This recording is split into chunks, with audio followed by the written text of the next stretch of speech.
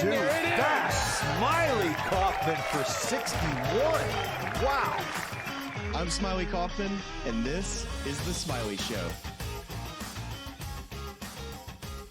Welcome back to another episode of The Smylie Show. I'm Charlie Hulme. He is Smylie Kaufman. And Smylie, we have an episode today that continues to kind of wrap up the President's Cup. But I was thinking about this last night. It feels like where we are in the golf season is a little bit like the Sunday Scaries. Like President's Cup was like Sunday brunch, and now we're going for like a stroll in the park with some nice fall weather, which is like the glorious month of fall golf we get before it turns cold. But we're headed into the winter season where we don't have a ton of golf, like a high level pro golf to watch. We're about to not be able to play golf in many areas. Some places that's already happening. I'm feeling the Sunday Scary vibes a little bit, buddy. Are you? Well, from a golf watching standpoint, I still am just, for whatever reason, Sunday morning, after we get home from church, being able to turn on like the Dunhill. Dunhill. That great. I still am like hanging on to this, the Irish Open, Wentworth, Dunhill, finding a way post-tour championship to get our guys playing in these events. That to me is such a sweet spot because I would 1,000% watch every single one of these because it finishes before football. Dunhill is I love that tournament, and that one holds a special place in my heart because we talked about my granddad on the show. I guess it was about a week ago now, and one of my favorite stories of him playing golf was a year he played in the Dunhill. I think it was like his 70 or 75th birthday with Adam Scott, and he got Butch Harmon to caddy for him as like a gift. And he and Adam loaded up the bag with bricks. Put him all week long. And he got it's like, Sam, what do you got in here? They unzip the thing. They've got bricks inside. Just hilarious stuff. So I can't. That's a fun one to watch. Looking forward to that one. And also, we kind of talked about this off camera when we're going to talk about this, but there is an interesting pro-am pairing there. Jay Monahan, Yasser Al-Rumayyan. We were kind of kicking around some ideas here of like a match they could play, maybe like a little hammer game, auto one downs, winner takes auto both one leagues. downs, 1,000%. Today's episode is going to continue to wrap on the President's Cup, and the reason why we're going to do that is we have two great guests joining us who were in and around it this weekend at Royal Montreal. We have Willy Wilcox, Sungjae Im's caddy, to provide some of the insight on what it was like in that room and just some of the captain's decisions that we've talked about on this show. And we also have, the guy that take away the players, take away the captain of these teams. This guy was probably the star of the Ryder Cup. Kevin Kisner joining us for a second time on this show to break down just so many different things. Broadcasting, his journey there, many of those moments shared with you this past year. Just team room moments, some incredible stories. Tarps off or Max Home's hole out. He also in this interview discusses he is a resident of Aiken, South Carolina. He's still unable to get back home to Aiken because of just the current situation with Hurricane Helene. And I know that, this for a lot of people, maybe this show is an escape from the realities of the real world. And we, of course, hope to be that as much as we possibly can be. But I think it's important to talk about what's going on, at least, and I appreciate, Smylie, you creating the space for me to do this and for us to do this on the show, because this is, we're experiencing a tragedy that is, just on an unimaginable level. It's stuff that it's on the level of Katrina, really, it looks like right now. Information is still coming out. It was difficult to get coverage of what's happening in Western North Carolina, a number of other places. And as more and more of that starts to come out, we're just finally understanding the sheer scale of this thing. My grandmother is from Asheville. A lot of the reasons why I'm sitting here today in Durham, North Carolina, are a result of childhood visits to Western North Carolina, to many of the places that have been wiped off the map right now. We have someone close to the show, an integral part of a lot of our productions, who was there as a visitor and who was really one of the lucky ones to be able to get out, but not without a lot of harrowing close encounters. And he and I chatted for about a half hour yesterday. And the story he told was as riveting as it was horrifying. Just the, bartering for basic supplies with other people, just martial law, a state of, no phone service, no internet service, having to split up, be away from your family, and them having no idea what you're doing as you're going down the mountain to kind of collect supplies. Things after dark with no lights that are just, you don't know what's going on. Just a truly apocalyptic. It was an apocalyptic picture that he painted for us. And you could see a lot of this on social media. Here in North Carolina, I've been lucky to have a lot of people here who have been great resources. We have a friend of ours who is 3 weeks away from delivering her own baby, and who is a Duke nurse who is packing up a cart a day and driving supplies out to the nearest drop point before before the roads close to take all that stuff in. And she was sharing some stuff yesterday that I know a lot of you listen to the show, and we share stories about, being dads and family and things like that. There are reports there of linemen on the scene to repair the electric situation there, seeing naked kids running around asking for their parents, no idea where their parents are. And that, to me, thinking about what if that was Walker, what if that was Anna Carter, is just it's an unimaginable, heartbreaking scenario that is just it's really hard to kind of reconcile that with the life you're currently leading, the place you're currently sitting, a place of extreme privilege, really to not have to go through that whole thing. So why are we laying all this out? Because if you can, find whatever it is, if you're in North Carolina and you can bring supplies to various drop centers and donation centers and donate, if you're not in North Carolina or any of the other impacted places and you can donate money, there is, I think, part of the process that we've been trying to sort through in these days is how do you get help to a place where it's tough to get information on site because there isn't cell service, because there isn't internet. We're going to link a number of resources in both the YouTube description on this clip and also in the podcast description as well. But, there are a few that have been passed on that I think are really doing the best to make an impact on site. The Community Foundation of Western North Carolina, Beloved Asheville at belovedasheville.com. There are a number of services that are airdropping in support. There's Operation Airdrop, which is operation-airdrop.com. There's manafoodbank.org. There are a ton of places like that, Samaritan's Purse, that have found inroads into this location. And so it's hard to list all these things, but what we'll do in this caption and this description is give you just some resources.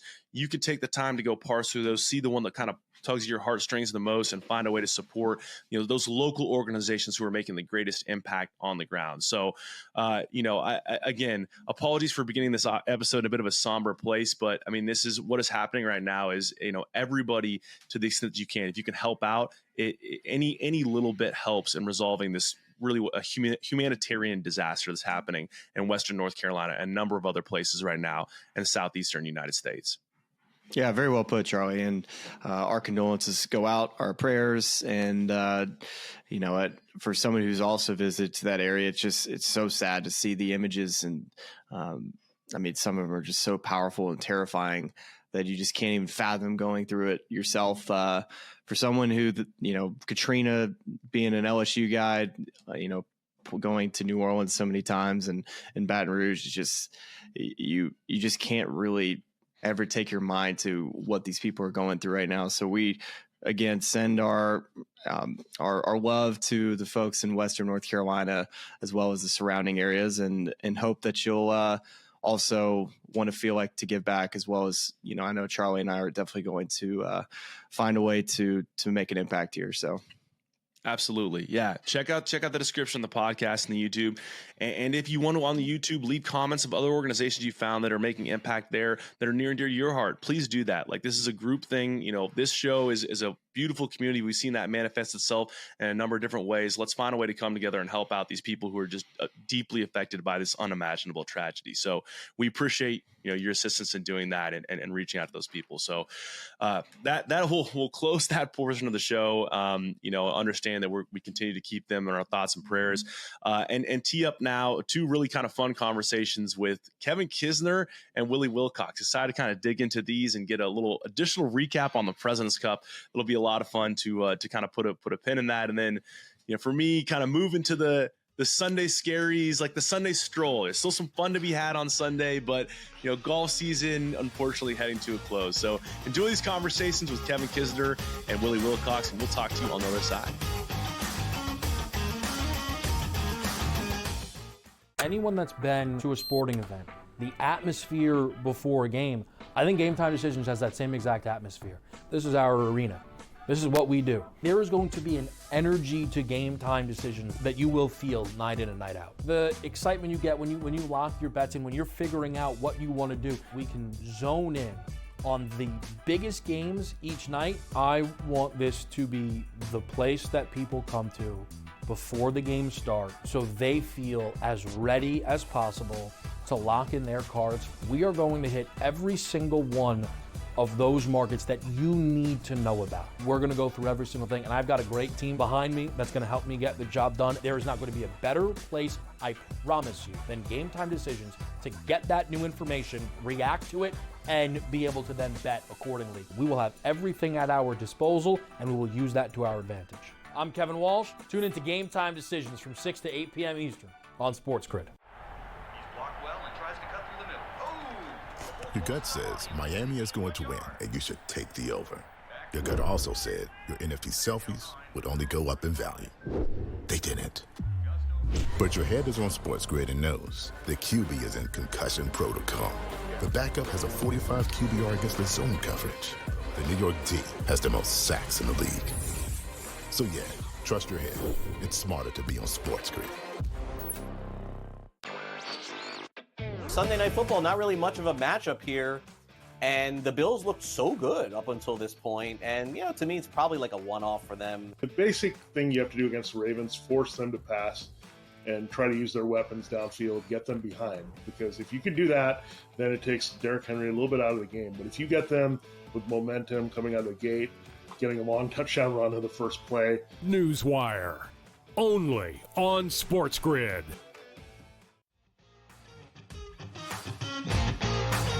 Kevin, where are you now? I know you're from Aiken, South Carolina, and I know you've probably seen a lot since you've been home from that hurricane devastation from Helene. Are you care to just give us an update on how those conditions and how tough it really has been in your area? Well, I actually haven't been back to Aiken yet. I was told my area where my house is was probably the worst in Aiken as far as trees down and power lines down, so we'd probably be the last ones to get power. So my friends basically told me there was no point in coming there. My parents and in-laws were keeping my kids while we were in Montreal, so my parents brought them down to Kiowa Island to my sister's house, and I just flew here from Montreal. So we're chilling here. It's Wednesday, I guess, so they're telling us maybe Friday or Saturday on power. Gosh, that's insane. It'll be insane, a full man. week. We had to cancel our music festival for the foundation this weekend, so I've been working on that all day yesterday, trying to figure that out. And so that it's been a bit of a mess. That your foundation event, was that going to be in Aiken? Yeah, it was going to be in Aiken on Friday night and Saturday, which we tried to figure out a way to do it, but it's just impossible trying to pull resources from the relief and, using power when people don't have it. It's just a bad look, and we could have pulled it off, but it wasn't going to be the product we wanted it to be. And so we're going to do like a free event downtown Aiken to have donations all going back to relief efforts, and hopefully people show up and donate. And my foundation is going to run a big relief fund and try to give back directly to people. And when will that be, Kevin?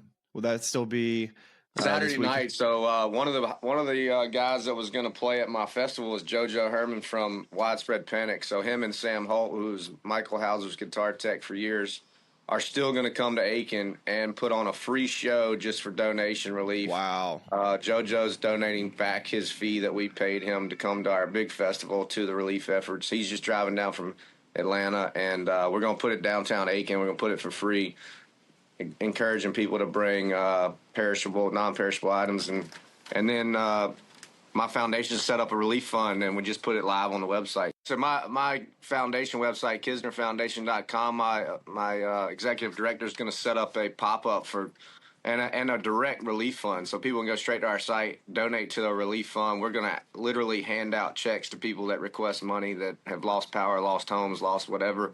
Come to our office. She's going to hand out checks from that relief fund next week. So after Saturday night, we should see how much money we raise, and then you just submit a request for funds through our website and come see us, man. We're happy to help the community. Man, that's so cool. I mean, thinking about just how great it is for these musicians, first off, to donate not only their feedback, but also to give a live concert as well, Right. downtown Aiken, for a time in which it's just very difficult for a lot of folks in that area, I imagine. So along with, giving money back to the community as well, that's just incredible. I know you're a golfer, Kevin, but did you ever think in your wildest dreams that one day you just would be able to have such an impact outside of the golf course in your community like this, with being able to have a foundation that's been so successful? Well, I'd say, first of all, I'm not sure I knew I was ever going to be as successful on the course as I was. As I was grinding out on mini tours and the Corn Ferry Tour. And then once I became more successful, I realized that everybody got to see how much money I made in the paper, and the request to help became more rapid. So starting the foundation was actually through the President's Cup, my first time. Really? When I was a parent, I was going to make the President's Cup. Back then, they used to give money to a player, to a charity of their choice, for playing in the President's Cup. And my agent advised me to start a foundation because the fee was large enough that you could have start a sustainable foundation through it. And so I set that up in like 15 and made the President's Cup in 17 and used that fee to kind of catapult the foundation. And your foundation, do y'all have certain pillars that y'all give back to? And how much money do you think y'all have raised since you started that foundation? Oh, yeah. Well, our 3 pillars are childhood education, health, and participation in sports. And we gave $5.3 million endowment with our last payment due in April of 25, and then probably another $1.5 million to the community, to $2 million. So over $7.5 million probably we're giving back. And round of applause to Mr. Kevin Kisner. And by the way, this is funny. So, most of you guys know that Kiz has done some broadcast work this year for NBC. You've seen him on him and I on Happy Hour. You've seen him as the main analyst for many of our events. But I kept calling you Kevin throughout the year. And then one time during our commercial break, you're like, you got to stop calling me Kevin. I don't know who you're talking to.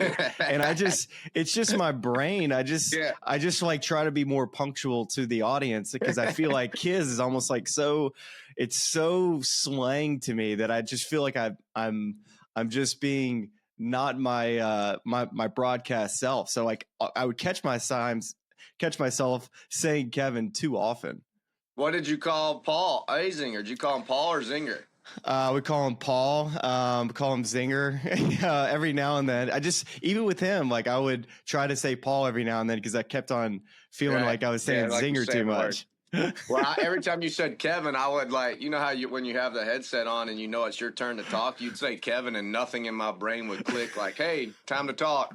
I'd just be looking around, and then Dan would kind of elbow me like, hey, man, he's talking to you. I'm like, oh, shit. You're right. What'd you say, Smylie? Exactly. So, Kiz, it's last time we spoke to you is right after the Century, right after your first broadcasting experience at that Century tournament down in Kapalua. And you've had about 4 to 6 at-bats, it feels like, since with NBC. It seems like this would be a good time to just talk a little bit about what you liked, things that you felt like you improved on over the year, anything that intrigues you about broadcasting moving forward, just kind of your overall experience to this point.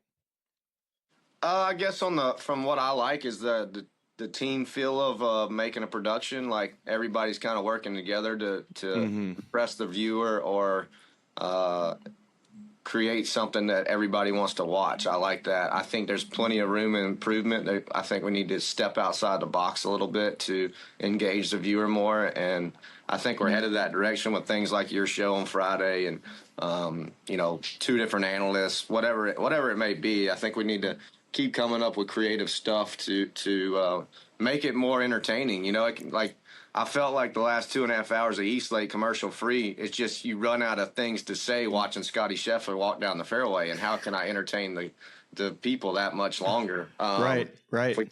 And I think golf's kind of changing in a way where, people wear untucked shirts and hats backwards and Jordans to play golf. And so we can kind of move with the movement too in the TV world, that we don't have to be the same as it ever was, I guess is the best way to put it. Are you saying you want to wear a backwards hat and some sunglasses and kind of put your feet up when you broadcast? Is that kind of what you're feeling? Well, definitely not a damn coat and tie anymore. I've never played golf in a coat and tie. I don't know why we talk about golf in a coat and tie.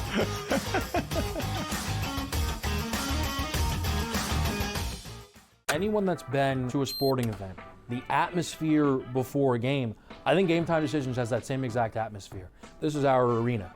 This is what we do. There is going to be an energy to Game Time Decisions that you will feel night in and night out. The excitement you get when you lock your bets in, when you're figuring out what you want to do, we can zone in on the biggest games each night. I want this to be the place that people come to before the games start so they feel as ready as possible to lock in their cards. We are going to hit every single one of those markets that you need to know about. We're gonna go through every single thing, and I've got a great team behind me that's gonna help me get the job done. There is not gonna be a better place, I promise you, than Game Time Decisions to get that new information, react to it, and be able to then bet accordingly. We will have everything at our disposal, and we will use that to our advantage. I'm Kevin Walsh. Tune into Game Time Decisions from 6 to 8 p.m. Eastern on SportsGrid.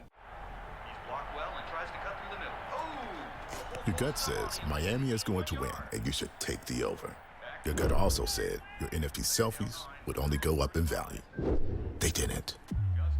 But your head is on SportsGrid and knows the QB is in concussion protocol. The backup has a 45 QBR against the zone coverage. The New York D has the most sacks in the league. So yeah, trust your head. It's smarter to be on SportsGrid. After a very promising start to this season, could it be already done for KC's wide receiver, Rashee Rice, attempting to make a tackle after Patrick Mahomes threw an interception? We're used to teams saying, we don't know, MRI. Here, Andy Reid's being a little more honest. He's leaving hope alive, but I think they already know, which is really, really too bad. The Early Line, only on SportsGrid. And we have to explain to these guys that we're partners, right? Like TV, whenever I played my best, I always was annoyed when I got asked to be an interview or asked to go do this after the round. I think we really need to get in there with the players and be like, look, dude, we're trying to make the best product available. You like playing for $20 million. We like telling about it. Let's make this all a partnership, and you got to come help us out more so then and the viewer likes it. And I think I could do that with you more than Paul Azinger or Tommy Roy can do that if you're just being honest. And I think if I ever got that job, I would implore Sam Flood or anybody at NBC to let you and I kind of run with being more involved with the players and getting their perspective. Like if you were in the locker room after you got done, asking Rory McIlroy or Xander Schauffele what happens on 18 and how much pressure is he feeling because Xander won it and all things like that. I think it's better perspective than me sitting up there talking about it who hadn't hit a golf shot in 10 days. You know, and I think listening to the fans, I think some of the things that they always continue to talk about are commercials. They seem to always want to talk about showing more shots. But you've been in that seat and you know how chaotic it is in the trucks and how difficult it is to show all of the shots. Can you just add a little perspective from what you've seen? Well, those 2 points are perfect. I mean, whenever we call golf, I can't believe how fast we go shot. I feel like I can't even tell you what happened before Tommy's in my ear going 13 Rory McIlroy. And I'm like, well, damn, I had a good story to say about Scotty Scheffler on the last shot, but I started it and I had to stop because we're going to the next one. And then from the commercial side, I always thought the same thing when I watch golf at home. I'm like, oh, here comes another commercial. And then when I'm calling golf, I'm like, can we please, God, go to commercial? Like, I got to take a leak, and I only have 90 seconds to take a leak for the first time in 2 hours. And I've got to run out there to a portalette and then run back, throw a headset on, and have no clue what's going on. So what I would say is I welcome anyone to come in the booth when I'm working. The door is wide open. You can come in there and wear a headset, and you tell me if you think we have too many commercials. You don't have enough time to go take a leak. You don't have enough time to have a great PB&J from Miss Kathy with her famous chips on the side. I mean, yeah, you can't even get it down. You can't get it down. You got Dan Hicks with the PB&J all over him in Hawaii, and oh gosh, man, that's some great insight from that perspective, because it does move quickly on the broadcast side, especially for the first time you ever sit in that seat and those lights come on. You do your first on camera. All you talk about is you're on camera and what you're going to say, and then it's over in 30 seconds. You're like, well, I don't know why I worried about that so long. Total waste of time worrying about the on camera. My favorite on camera I did was in the players. Dan's like, hey, I'm going to ask you one question. Here it is. You get prepared for it. I'm like, perfect. So we go on camera. I do the one question and then totally check out, dude. Like, just kind of lean back in my seat. And then he goes on, and I'm not paying him one attention to what he says. And I guess he asked me another question. And I'm like, it goes like radio silent for 2 seconds, and I look over at him, and he elbows me, and I just start ranting about who knows what. I don't even know what I said. I don't know what he asked. I don't know what I said. So like a week later, Tommy Roy calls me and goes, Kiz, I got a question. Were you super nervous on your on camera at the players? And I was like, what? He goes, your second question, like you didn't really make any sense. I go, that's because I have no idea what he asked me. Still to this day, I don't know what he asked me. All right, so you got your USA hat still on. Let's get into this President's Cup, Kiz, because you've been in the room as a player, this time as a captain. Give us a little bit behind the curtain on Jim Furyk, his process, being a vice captain, and what that role was for you. Because I think from my standpoint is I've always wondered how pairings get made, how a team gets picked, and how difficult that process really is. Yeah, so my first perspective or what I look back on is, when I first got the phone call from Jim when I was in the Canadian Open, and I said, hell yeah. I never dreamed we would put as much time and effort and work into it that we did. Not that I didn't want to. I just was shocked at how many hours we spent on the process.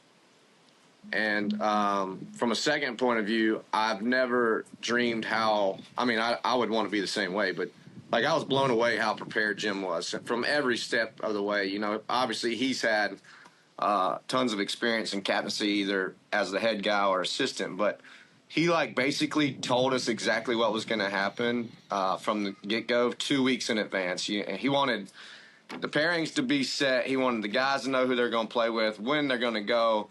We're not going to deviate from the plan no matter how it goes. This is what we want to do. And, I'd give him a ton of credit because we walked in that room on Friday after getting hammered 0-5. And he's like, we're not going to panic. We're going to sit here. We've got a game plan. We're sticking to the game plan. We know exactly who we want to play and win and why. And I just loved the way he was a captain. And the guys really, really loved him. They really jumped on it. He never was like a huge rah-rah guy. He made speeches, but they were concise and to the point. They were really motivational.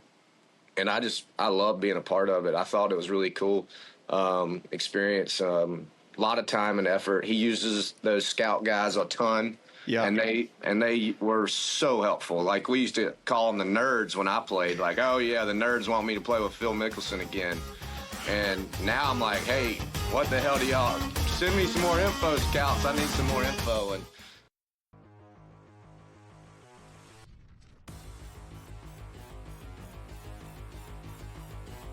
let's move to the quarterback position where Jaden Daniels is priced at $8,200. There's 3 quarterbacks above him, and everyone can pretty much guess who they are. Well, actually, I don't know. Maybe the third one might fall off the tip of people's tongues, but it's Josh Allen and Lamar Jackson at the top. These guys control all the scoring in their offense, so it makes a lot of sense to look at them and say, okay, well, this is a prime matchup, marquee matchup.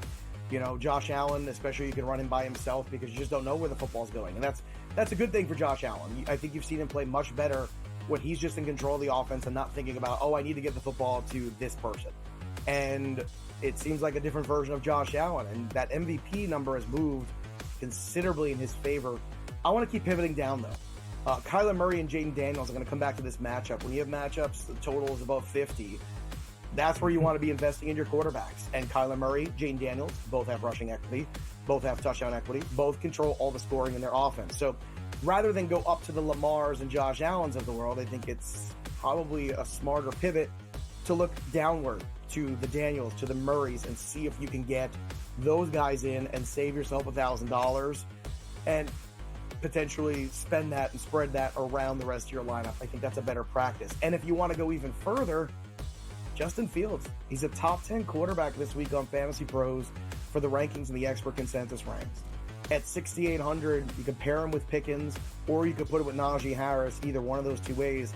And I think you're in a really good spot potentially. So that's another good pivot point where this week I think you can fade the top of the quarterback position in favor of some of those bigger guys at running back and wide receiver.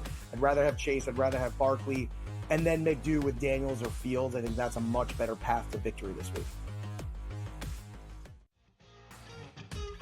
I mean, to a T, they basically nailed what the other team was going to do in the pairings every time, so we were always prepared. They would send out lists of what they liked in the next session, you know, while we're playing on the course to our phones. We're looking at that. We're commenting. While the guys are playing in the morning?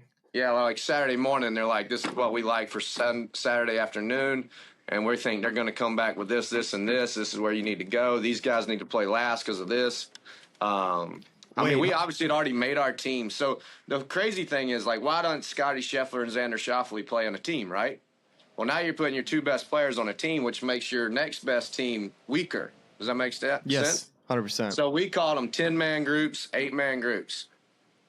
I don't know why that balloon just went up. I just saw balloons fly. That was wild. So we were basing all our stuff on 10-man and 8-man, and you want the 5 most solid groups in the 10-man, and you want the 4 most solid groups in the 8-man. So we were always trying to work on who needs rest, who needs to play, who needs to be in this section with the 10-man, the 8-man, and then making sure guys had enough ample time in between rounds on Saturday to get going. Saturday is the most brutal day. I can't imagine the Ryder Cup going 36-36. Yeah. But Saturday's brutal. We left the hotel at 4 a.m. and got home at 9:30 or 10 that night. And that fog delay, too, that kind of just threw some guys off that morning, just throws you out of your routine. So y'all finish I guess you finish the morning round on Saturday, and the pairings come out for Saturday afternoon. How shocked were you guys internally as a team captains to see the exact same team that went out in the morning for the international team go out for the afternoon? Well, we felt like they were trying to ride who they felt like were their horses. To be honest with you, it was pretty hectic because we had our lineup. Jim went to go do it because Jim has to leave during the match with Mike to go do the pairings. Yep. So he kind of leaves us out there on the course by ourselves.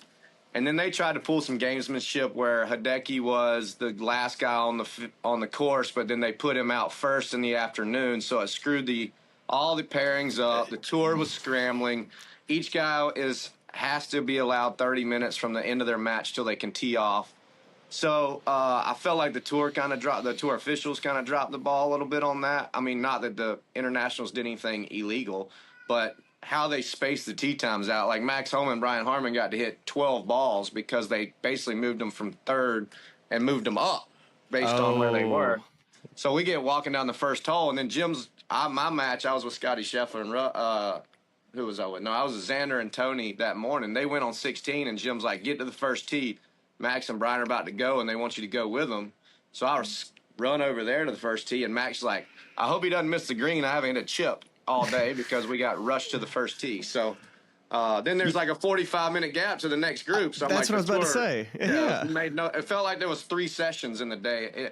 I think if the tour had got to look back at it, they would agree that they could have done better. But it all worked out for the good in the end.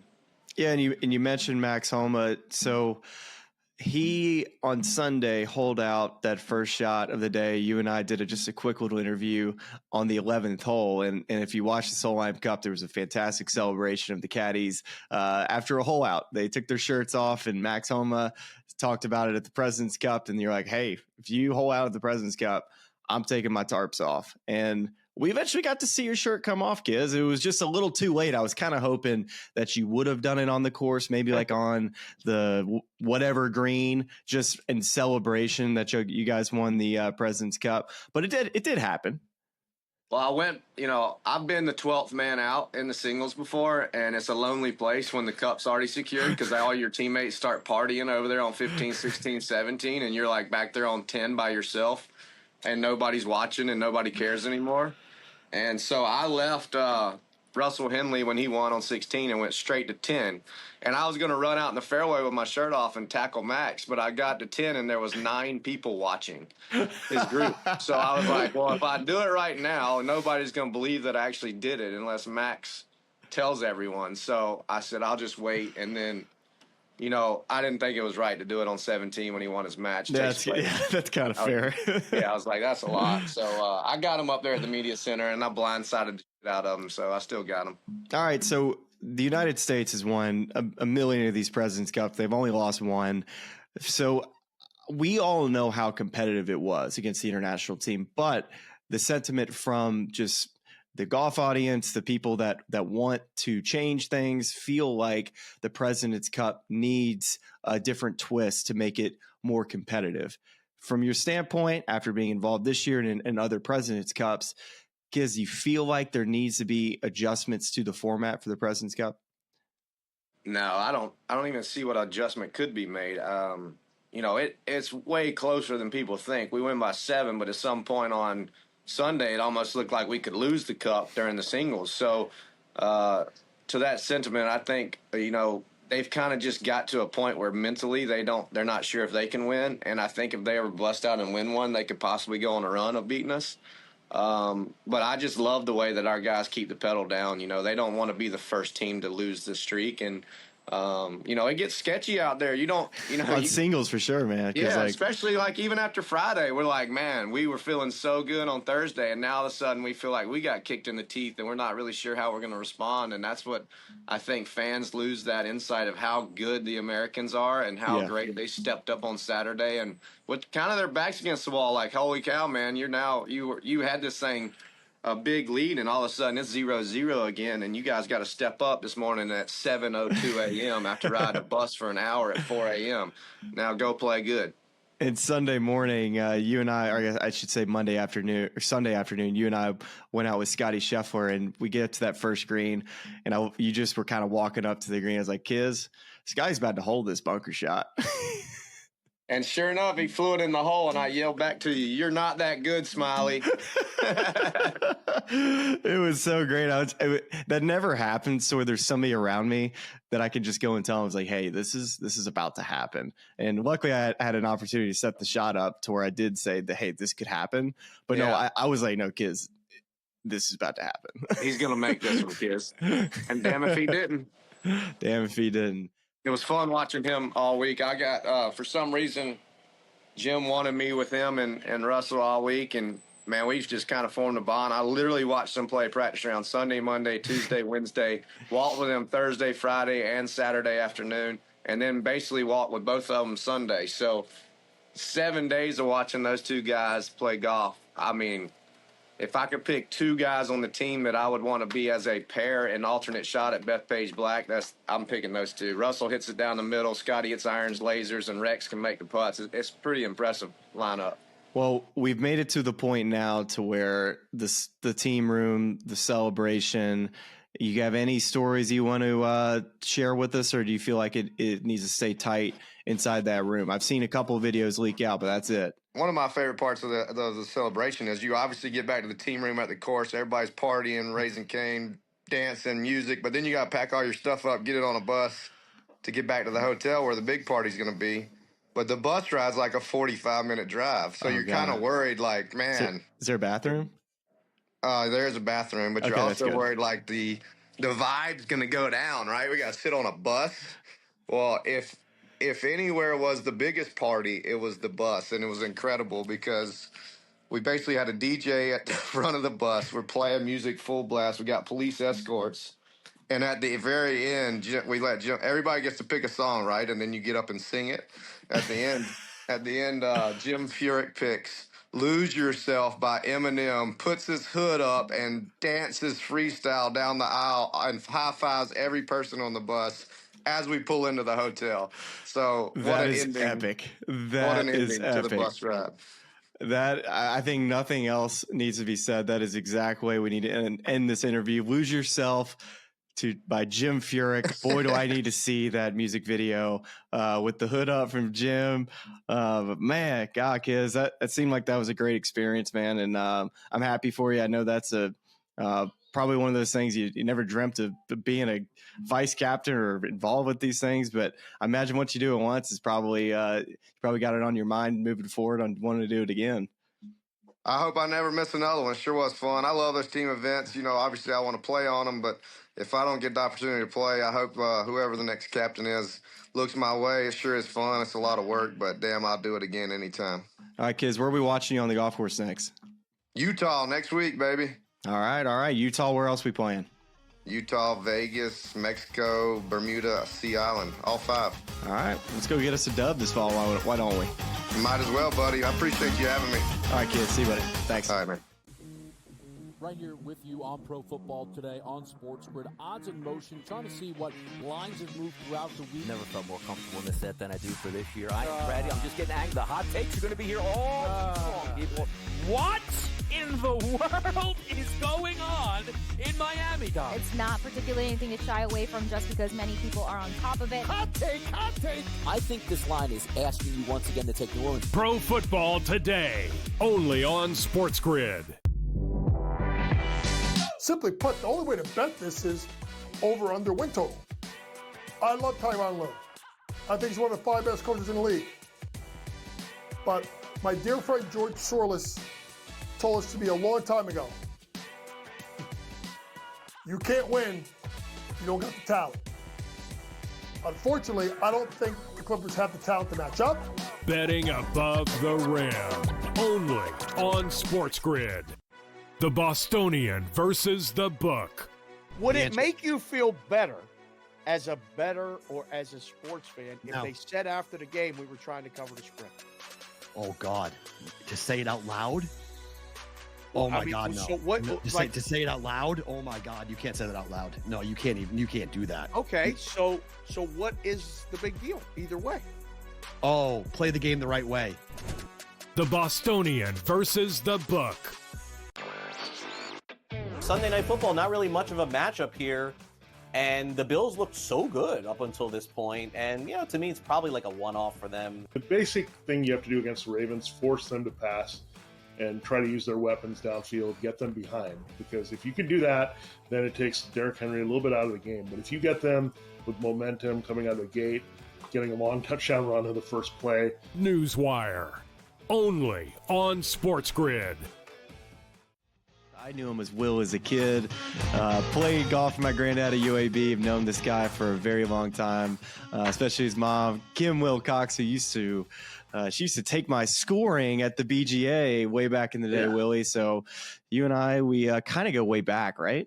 Definitely. I remember playing the par 3 course at Shoal Creek with you when you were, I don't know. I mean, you were knee-high to a grasshopper at the time. Then you had a big growth spurt. But I think I was like 19 and you were, 13 or something. And but so, yes, we go way back. Yeah, for those of you guys that do not know Willy Wilcox, first off, he's a legend. Second off, from Birmingham, Alabama. Also, PGA Tour player, legend, and now caddying for Sungjae Im's. And of course, you're a legend, but Sungjae Im kind of takes it to another level. That dude is Sungjae Im, and it's been really fun to watch your progression, Willie, into caddying. But first, let's just start off with, if you could just give us your spark notes of your story. I think it would be a really great place to start as we kind of get into what was an incredible President's Cup last week. Yeah, I played for your grandpa and at UAB, and I was just always a UAB guy, but grew up in the small town of Pell City, east of Birmingham. And yes, indeed. Ran with a little rough crowd, I would say. So I had some weird hiccups in my career. Yes, anyways, I was just a small town guy, played on the PGA Tour for 4 years. I played 73 events, and it's amazing how it all went for me because I got paired with Sungjae when he was 19 years old in his first start in America. So, I mean, and to watch him win final group, I finished 4th. He obviously won. So, at the end of my playing career, when I was 30 and change and he was 19, I got paired with one of the, I think a future Hall of Famer. So now I work for him. But anyways, PGA Tour player turned caddy. Well, I think everyone ends up like for you, for instance, Willie, like to land on your feet in a situation like this. I mean, if I would have told you however many years ago that you'd still be involved in the game of golf as a caddy or whatever it was, I mean, would you not just be thrilled looking back at where you were to where you're sitting right now? Oh man, it's crazy. Now I'm getting to play in a professional golf tournament, and I'm backing myself, which is way better than asking everybody for money. But I every day it's hard to even wrap my head around how lucky I am, and I've been able to fight through some low times, and I didn't make anybody mad enough to where I wouldn't be welcomed back into the fraternity out there. So man, it's crazy, the experiences. And I always thought of myself as more of I've always said I'm a follower, not a leader, which is probably not. Well, I mean, just people are who they are, and I always knew that. I was never like a front runner. I was like a guy that started the final round in 36th, and then I'd sneak into an 18th. But getting to watch the best players week in and week out, it's incredible. And I can't believe how far I've come in 2 years of looping, and now with the signature events. I mean, I'm doing better than I was as a player. I know that. Well, let's talk about that real quick, because the adjustment from being a player to being a caddy, I don't think it's as easy as it may seem. Now, you do have the resume of knowing the golf courses, knowing how players like to play, what maybe caddies said to you that you didn't like, but still you're working for Sung J M, who I'd say, when the conversation you and I had together in Denver, I was like, what's Sung J like? You're like, I don't really know what he's like socially, but him and I just communicate just basic golf stuff, and it seems to work. I mean, how has that adjustment been for you to learn how Willy Wilcox is not only going to be a good player, but how he's going to be a really good caddy? Just trying to be I'm trying to be calm in the moment. Luckily I was in the moment a few times as a player, but I just know you got to be you got to wear a lot of hats out there. You got to the psychologist hat, and just a cheerleader, and just be a calm presence for these elite players. And I didn't always treat my caddy as well as I should have. When you're in that position and there's so much stress and there's money on the line and you've been working for this since you were a kid, things get a little chippy. So when they do get chippy, I think having the experience that I have, it never feels personal. Like if he goes, what kind of crappy read was that? I'm not like, don't test my 30 years of experience. That's not what I don't go that direction. I go, in this 30-second little clip right now in my life, I just need to get out of it. I need to know I've figured out just how to calm him down. And it's normally just by me pointing the finger at myself and saying, like, that was a bad read, man. Sorry, I messed up that wind. But yes, anyways, the years of playing professional golf helped me a ton to know that, I'm in a subordinate role, and I just have a lot of appreciation for how skilled he is. And, I just, for whatever, like in my life, in my day-to-day life, I'm a pretty kind of nervous Nelly, but out there, I'm not. I really have the ability to just, really the calmest I am is when I'm caddying for him. So, hey, that's a good quality to have there, Willie. It is. And like players, like I remember hearing Keegan Bradley when he won the PGA in 11, he just said, I got to that first tee of the playoff and I just felt this calm come over me. And, I never got that as a player. I never felt a rush of calm, but I definitely feel it now, which is nice. And that's what he needs. So, he just needs somebody that's laid back. I'm not a necessarily laid back guy, but I am in that environment. Well, I've seen you out there. You do an incredible job. And I guess what was your first oh no moment as a caddy where you totally dropped the ball, like your first big screw up? Do you remember it? And was it with Sung Jae? About the 7th week I caddied for him, the 54-degree wedge wasn't in the bag 45 minutes before we teed off in the first round at Olympia Field, so the BMW last year, and the wedge was gone. That was the Do we know where it was? Like, I mean, well, the Olympia Fields is set up. You got a putting green over there, and then you got another one 300 that way, and another 200 this way. And the rough was about that long. And we were working with the coach, and he had a friend there, and there was like 3 or 4 people that were handling the wedges. And I thought I did my due diligence, but at that now every day when we get to the locker room, we go club check. So.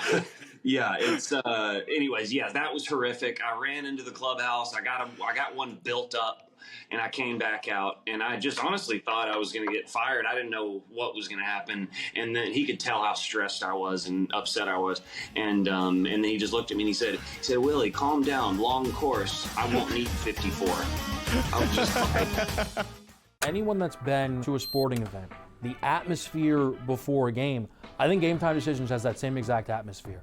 This is our arena.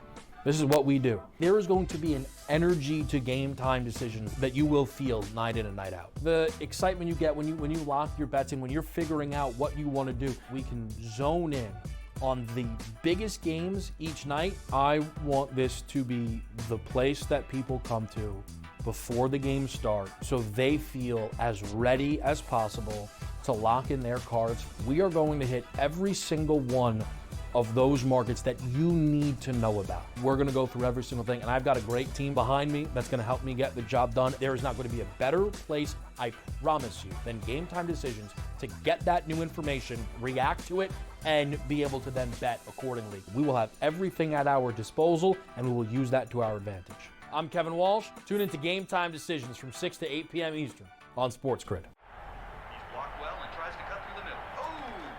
Your gut says Miami is going to win, and you should take the over.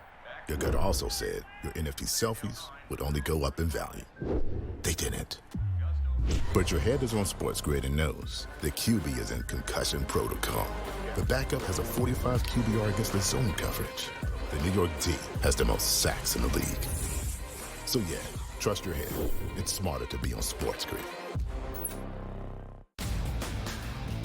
After a very promising start to this season, could it be already done for KC's wide receiver, Rashee Rice, attempting to make a tackle after Patrick Mahomes threw an interception? We're used to teams saying, we don't know, MRI. Here, Andy Reid's being a little more honest. He's leaving hope alive, but I think they already know, which is really, really too bad. The Early Line, only on SportsGrid.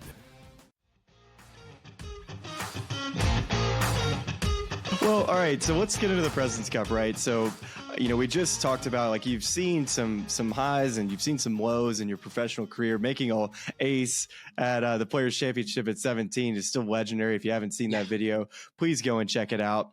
But as walking into that team room and picking up that bag and just being in that atmosphere, Willie, can you just describe what this week was like for you as a person, as a former player, and now as a caddy?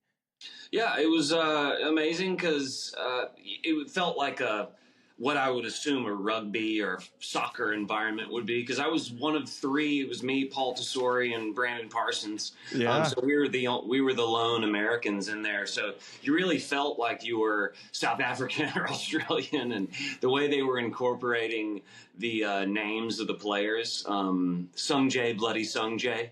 So they would play Sunday, Bloody Sunday, and everybody go crazy. And then, anyways, it was just so. I think the word is raucous. It just was such a cool team atmosphere. And I just, I never could have imagined how amazing it was just to be in a tornado of 50 people and you're just going all around. And it was long days and everything, but the camaraderie was, it is so different than a normal tournament. But to get to know everybody, I mean, you just get tossed into it and you become buddies with everybody. Or at least you try. And so, yeah, it was just absolutely incredible. And the amount of stuff we got. And, you got some swag. Tons of swag. And that black and yellow color scheme, I think, is better than the red, white, and blue when it comes to attire. There you go. But Mr. Malmo himself, really, really he's cool. repping. And That's right. Yeah, dude, it was incredible, and I still can't believe it happened, I would say. Because when y'all got to that 6th hole, you make birdie, and then you birdie 7, 8, 9. And then at that point, after you birdie 9, that's when I started doing the math of, okay, how many under are they? How many birdies in a row have there been? And then you go birdie 10, and you get that conceded birdie at 11. Then you birdie 12, and the match is over. Yeah. And I'm just trying to summarize what I just saw, because it reminded me so much of the year before, Willie, where I was out watching Scotty Scheffler and Brooks Koepka lose, I believe it was 9 and 7 to Victor Hovland and Ludwig Oberg. Similar situation. I think I'm the new black cat when it comes to, if you need me to be at a match and somebody gets their, absolutely their rear end kicked, I'm the guy, apparently. Really? So yeah, you're there in the big swings. It's crazy how the momentum shifts, and you really just need a momentum shift in those events. I mean, especially with the guys that are so good. So yeah, it was. I really think it was the rah-rah speeches from Adam Scott and Matt Hughes actually did a great job. I mean, you see what people are really made of, and you know how eloquent they can be under pressure, and the bus rides were just something I'll never forget. But yeah, anyways, there was some great, the camaraderie was so high, and I mean, it was just the coolest day ever. And, I just can't believe they backed it up with another sweep. Yeah, I would say that, the positivity that they showed after getting routed round 1 was really admirable. And, but everybody knew that they were playing fine. And they're playing well. I mean, Sanjay's playing beautifully, but I think that, maybe they should have, done the pairings a little different on Saturday. My opinion doesn't matter, but I think you're not the only one that echoes that. It's interesting to hear you say that. So I'm just curious, because you're in the room, was there a little bit of confusion of why we're doing the exact same thing we did in the morning? No, because there was no time to even kind of figure out what was happening, because we just went right back out. It was like 40 minutes or something. But I definitely noticed some somber facial expressions on Minwoo, J-Day, and I saw it too. I saw the same thing you saw, and that's what I wanted to get into, just from a, I think we've just said that it appeared to me that Saturday afternoon that some of the players just ran out of just a little bit of gas. For sure. The morning was so competitive too, right? Oh yeah. Yeah. And Adam Scott, he was talking about, what did he mention that day? Sorry, let me try to think what he said. Oh yeah, he says when the elite players that are statistically superior, it is important to rest them at least once, because he can tell from past years how flat he feels when he plays 80%. Or plays 100%, and then, anyways, playing 80% of the matches would have been very helpful to him in years past, and he was just kind of hoping he would get that rest option, but, didn't get it. So, yeah, I think it definitely affected their abilities, because, Sanjay missed some greens with some wedges, so he doesn't normally do that, and so, yeah, it was definitely a interesting decision, but, few people are equipped to take that big of a task on, and it takes so much work for Mike, so it's what 100%. He decided to do, so yeah.